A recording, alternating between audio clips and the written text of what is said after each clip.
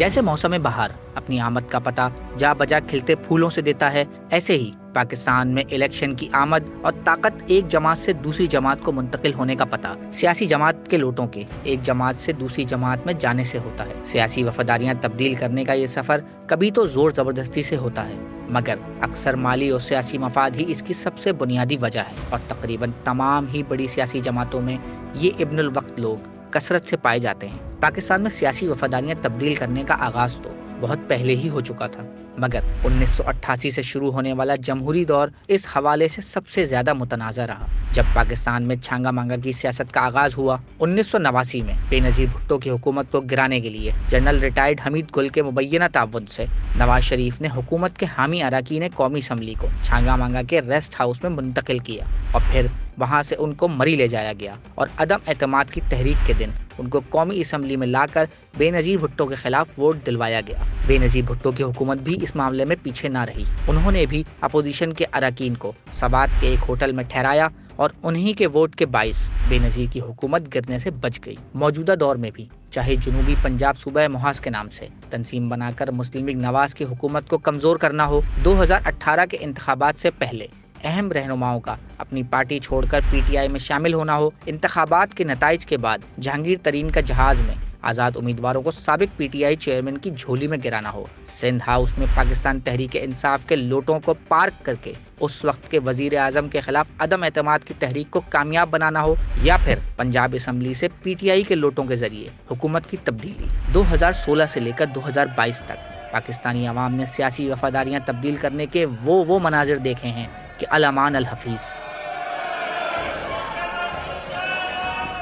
सियासी रहनुमाओं की बात की जाए तो पाकिस्तान के 3 दफा के वजीर आजम नवाज शरीफ ने अपनी सियासत का आगाज 1980 में जनरल ज़ियाउल हक के सूबाई वजीर खजाना के तौर पर किया और फिर वो मोहम्मद खान जुनेजो की पाकिस्तान मुस्लिम लीग का हिस्सा बन गए। 1988 में उन्होंने इस्लामी जमहूरी इत्तेहाद के निशान से इंतखाब लड़ा और बिल आखिर 1990 में उन्होंने पाकिस्तान मुस्लिम लीग नवाज की बुनियाद रखी। साबिक वजीर आजम यूसुफ रजा गिलानी 1988 से पाकिस्तान पीपल्स पार्टी का हिस्सा हैं, मगर इससे कबल वो जनरल ज़ियाउल हक के दौर में नवाज शरीफ के साथ पाकिस्तान मुस्लिम लीग का हिस्सा रहे। पीटीआई के वाइस चेयरमैन शाह महमूद कुरैशी मुल्तान से पाकिस्तान पीपल्स पार्टी का हिस्सा थे और पार्टी ने उन्हें वजीर खारजा भी बनाया था, मगर 2011 में उन्होंने पाकिस्तान तहरीक इंसाफ में शमूलियत का ऐलान कर दिया। मुख्तलिफ हुकूमतों का हिस्सा रहने वाले शेख रशीद अहमद ने 1985 के गैर जमाती इंतखाबात से अपने पार्लियामानी सफर का आगाज किया। फिर वो पाकिस्तान मुस्लिम लीग नवाज का हिस्सा बने। 1999 के मिलिट्री टेक ओवर के बाद पाकिस्तान मुस्लिम लीग कायद में शमूलियत अख्तियार की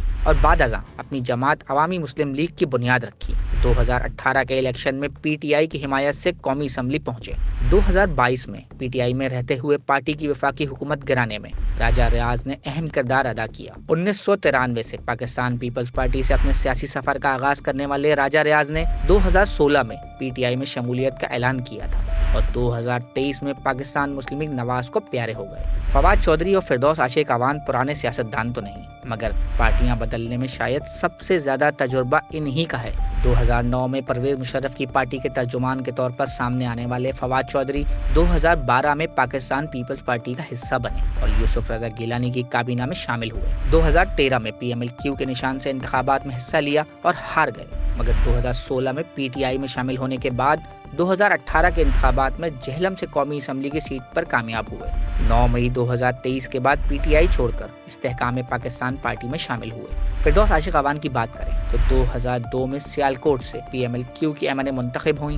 2008 में पाकिस्तान पीपल्स पार्टी के प्लेटफॉर्म से कौमी असम्बली पहुंची। 2018 के इंतखाबात में पीटीआई के टिकट से सियालकोट से हार गईं, मगर वजीर आजम की माविन खुसूसी बना दी गईं। 9 मई के बाद वो भी आईपीपी में शामिल हो गईं। राना सनाउल्लाह और परवेज रशीद पाकिस्तान मुस्लिम लीग नवाज के अहम तरीन रहनुमाओं में से एक हैं, मगर दोनों ही का माजी में ताल्लुक पाकिस्तान पीपल्स पार्टी से रहा है। सूबा बलूचिस्तान के अरकान कौमी और सूबाई असम्बली का हालिया कुछ अरसे में हुकूमत गिराने और बनाने में अहम किरदार सामने आया है। सूबे की अहम शख्सियत और निगरां हुकूमत के वजीर दाखिला सरफराज बुगटी ने भी पार्टियां बदलने में हैट्रिक की है। 2013 में आज़ाद हैसियत में इलेक्शन जीतने वाले सरफराज बुगटी पाकिस्तान मुस्लिम लीग नवाज का हिस्सा बने। फिर 2018 में बाप पार्टी के सेनेटर बने और बिलाखिर पिछले महीने पाकिस्तान पीपल्स पार्टी में शमूलियत का ऐलान किया। यही नहीं, बलूचिस्तान के सरकर्दा रहनुमा सरदार अब्दुल रहमान खेतरान हो, हाजी मीर लश्करी रईसानी हो, जाम कमाल या फिर अब्दुल कुद्दूस बजिंजो, इन रहनुमाओं के सियासी फायदों के लिए वफादारियां तब्दील करने के मनाजिर बलूचिस्तान के अवाम ने मुतअद्दिद दफा देखे हैं। साबिक आमिर अयूब खान के पोते उमर अयूब भी अब तक 3 सियासी जमातों में शामिल हुए हैं। 2002 से PMLQ का हिस्सा रहने वाले उमर अयूब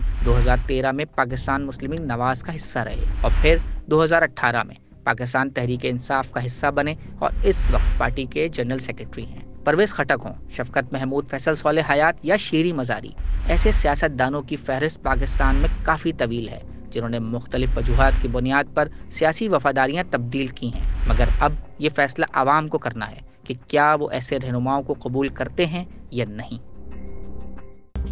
मज़ीद न्यूज़ अपडेट्स और डिजिटल स्टोरीज के लिए सब्सक्राइब करें डॉन न्यूज़ पाकिस्तान।